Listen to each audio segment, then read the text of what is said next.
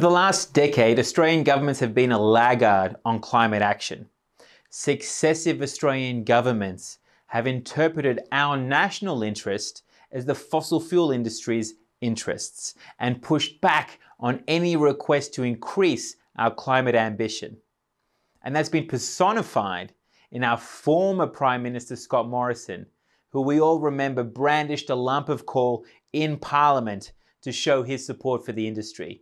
The new Prime Minister, Anthony Albanese, wants to take Australia out of the naughty corner when it comes to climate action. He's pushing for 43% emissions reduction target this decade.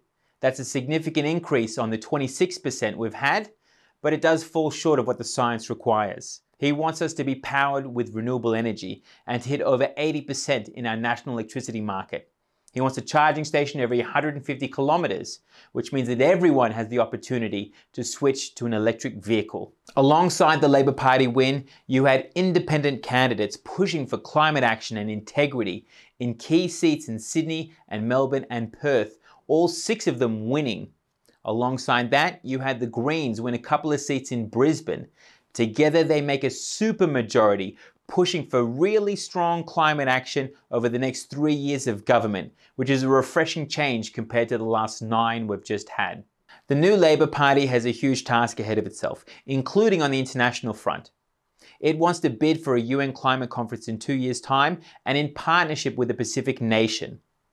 But that will require more than just good diplomacy. It requires improving other climate policies as well.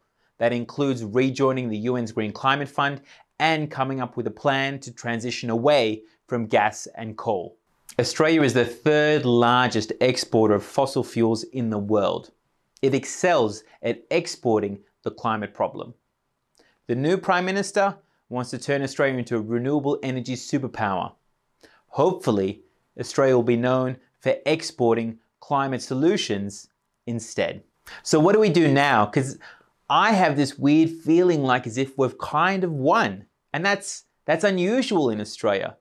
But there's this new wave of hope, of climate action that's being swept through government, that's being positioned in key seats around the country. But until that translates into serious action, until it's legislated, until it delivers real emissions reductions, we still have work to do. Our job over the next few years is to hold the government to account, to translate what we all voted for in the 2022 election into real climate action.